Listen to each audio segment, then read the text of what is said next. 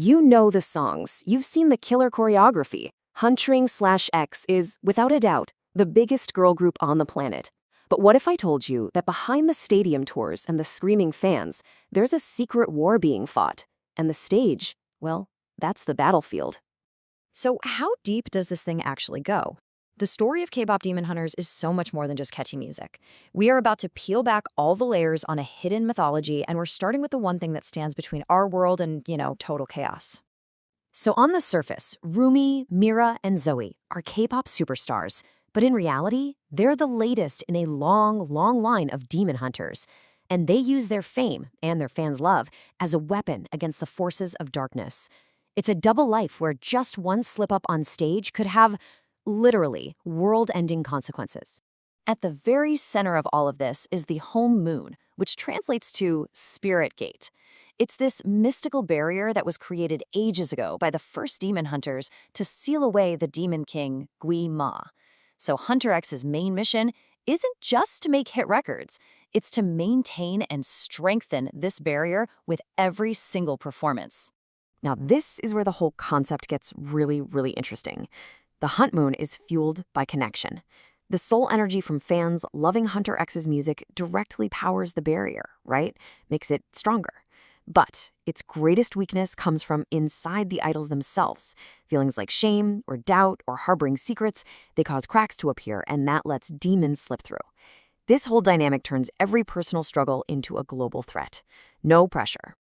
And this entire idea isn't just some random fantasy concept. The filmmakers actually wove this rich tapestry of authentic Korean folklore right into the DNA of the story, which gives the world this incredibly deep sense of history and cultural weight. The directors, Maggie, Kang, and Appelhans, drew directly from Korean heritage. So the whole idea of demon hunters using song, that's inspired by mudang, who are Korean shamans that act as mediators between the spirit and human worlds through performance. And the demons themselves, like the chaotic.kb, are pulled straight from folklore. And as we're about to see, their biggest rivals are based on the totally chilling Jesung's Saja.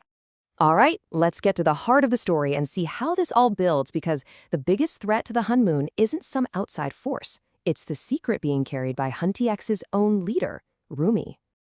And here it is, the twist that changes everything. Rumi is a halfling. Her mother was a demon hunter, sure, but her father was a demon. She lives in this constant fear of her heritage being exposed, hiding these demonic patterns that are slowly spreading across her skin. And this deep-seated shame is the very thing that weakens the Honmoon the most. And this just brilliantly illustrates the film's deeper theme. I mean, Rumi's literal inner demon is such a powerful metaphor. For any part of ourselves, we feel like we have to hide from the world. Her whole journey is about the universal struggle for self-acceptance. And that's a theme that really resonated with millions of people. Of course, you can't have a K-pop story without a rival group, right? But the Saja Boys are designed to be way more than just competition for the charts. They're a direct assault on the Honmoon itself. So they debut with this incredibly sweet, bubblegum pop look and an impossibly catchy song called Soda Pop. They are basically engineered to be the perfect rivals, stealing fans' attention, and with it, the soul energy that powers the Honmoon. But of course, it's all a facade. They're demons in disguise, a tool created by the demon king, Gwi-Ma. Their real purpose is to exploit HUNTR/X's weaknesses, and as the film goes on, their look shifts from that sweet pop style to a dark, otherworldly performance that reveals their true, terrifying nature. And here's the brilliant part. Their name, the Saja Boys, is a direct reference to the Jeoseng Saja, the Korean Grim Reaper. It's not just a cool name, it's a statement. See, in folklore, the Saja isn't some mindless monster, but a cold, methodical emissary of death. It makes them the perfect opposite of HUNTR/X, or powered by the messy, vibrant energy of life and love. So, with Gwi-Ma defeated and a new Honmoon forged, Rumi's story reached this really powerful conclusion about self-acceptance. But the world of HUNTR/X is far from over. A sequel is already in the works, and the seeds for the next chapter, they've definitely been planted. Yup, it's official. K-pop Demon Hunters 2 is in active development, and it's slated for a 2029 release. And what's even better is that the original creative team, Maggie, Kang, and Appelhans, are coming back to make sure the sequel has the same heart as the original. So where do we go from here? Well, the directors have confirmed that while the first film was totally Rumi's journey, they have extensive backstories ready to go for both Mira and Zoey. These are stories that didn't make the final cut of the first movie, and it seems pretty clear they're going to form the emotional core of the sequel. It's time for the other members of HUNTR/X to get their time in the spotlight. So for Mira, who's the main dancer and the group's total perfectionist, a sequel could dive into the immense physical and psychological pressures of the idol industry. I mean, what happens when the person who demands flawlessness from everyone is forced to confront her own imperfections?